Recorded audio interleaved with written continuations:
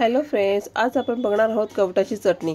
तर कवीट हे बाजारामध्ये खूप प्रमाणामध्ये आलेली आहेत। तर तुम्ही सुद्धा हे कवीट आणा आणि नक्कीच ही चटणी करून बघा। तर कवीट बाजारातून आणताना ही काळजी घ्यायची आहे की कवीट हे वजनाने जड असले पाहिजे, तरच ते पिकलेलं तुम्हाला मिळेल। अन्यथा जर ते हलकं असेल वजनाने तर समजायचं की ते कच्चं असेल किंवा ते खराबही असू शकतं। आता आपण हे कवीट लाटण्याने फोडून घेतलेलं आहे। तुम्ही इथे मुसळी किंवा बत्ता देखील वापरू शकतात। हे कवीट अगदी पटकन फुटतं। आता बघा, मी खोलून दाखवत आहे। बघा आतमध्ये किती छान गर निघालेला आहे। बघ तुम्ही बघू शकतात। जर आतमध्ये पांढरा गर असेल तर समजायचं की ते कवीट हे कच्चं आहे।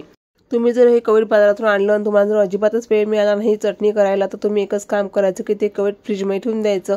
जेव्हा तुम्हाला वेळ मिळेल तेव्हा ते फ्रीजच्या बाहेर काढूनच तुम्ही चटणी बनवायची। जर हे कवीट बाहेरच राहिलं तर त्याला बुरशी येऊन ते खराबही होऊ शकतं। हे कवीट आणून मला 2 ते 3 दिवस झालेले आहेत। मी हे कवीट फ्रीजमध्ये ठेवून दिलेलं होतं। फ्रीजमध्ये सुद्धा हे खूप छान पिकून गेलेलं आहे। पिकल्यानंतर याचा वासही खूप छान येतो आणि याला चवही खूप छान लागते। अगदी गोड आंबट अशी चव याला लागते। तर आता हे कवटाची चव मी घेऊन बघितलेली आहे। तर ही आहे थोडीशी आंबट आणि गोड, त्यामुळे याच्यात गूळ थोडासा कमी लागणार आहे। जर तुमचं कवीट जर खूपच आंबट असेल तर तुम्हाला कविटाच्याच प्रमाणानुसार गूळ घ्यावा लागेल। आता इथे मला एका कविटाचा गुळाप्रमाणे अर्धा गूळ घेतलेला आहे। बघा मी इथे, आणि 10 ते 12 लसणाच्या पाकळ्या मी इथे घेतलेल्या आहेत आणि गूळ बारीक चिरून घ्यायचा आहे। मैत्रिणींनो, कवीट हे आयुर्वेदिक फळ आहे। याचे एक ना अनेक असे उपाय आहेत। त्यातला एक महत्त्वाचा उपाय म्हणजे पित्तावर याचा उपयोग चांगला होतो। जर तुम्हाला पित्त असेल तर तुम्ही ही चटणी तुम्ही रोज आहारामध्ये समाविष्ट केली पाहिजे, किंवा कविटाची जी पानं असतात त्या पानांचा रस तुम्ही अंगाला लावला पाहिजे, किंवा त्या आहारात त्याचा समावेश केला पाहिजे। कविटाचा आतला गर तुम्ही बघू शकता किती छान निघालेला आहे। बऱ्याचदा काय होतं की कवीट हे वरून छान दिसतं आणि जेव्हा आपण त्याला फोडतो तेव्हा ते काळपट असतं, किंवा आतमध्ये गर देखील खराब असू शकतो। परंतु हे कवीट खूप छान निघालेलं आहे। यामध्ये थोड्याशा बिया सुद्धा असतात, परंतु त्या बिया त्रासदायक अजिबात नसतात। त्या मिक्सरमध्ये वाटताना त्याही वाटल्या जातात। ही चटणी पाट्यावर वाटल्यामुळे सुद्धा खूप छान लागते। आता आपण मिक्सरच्या छोट्याशा भांड्यामध्ये म्हणजे चटणी पॉटमध्ये कविटाचा गर, लसूण आणि गूळ घातलेला आहे चिरलेला। गूळ हा कविटाच्या गरापेक्षा थोडासा कमी घेतलेला आहे।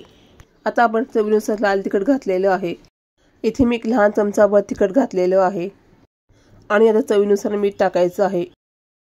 इथे मी 1 चमचाभर मीठ टाकलेलं आहे आणि अगदी थोडीशी कोथिंबीर सुद्धा घातलेली आहे। कोथिंबीरने चटणीला खूप छान चव लागते।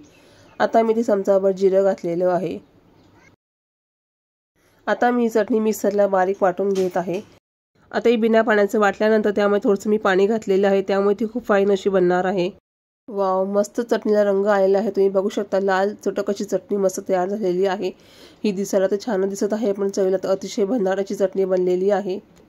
आता महत्त्वाचं सांगायचं म्हणजे चटणी वाटताना त्याच्यात थोडंसं पाणी हे नक्की घालावंच लागतं, कारण की चटणी त्याशिवाय बारीक होतच नाही।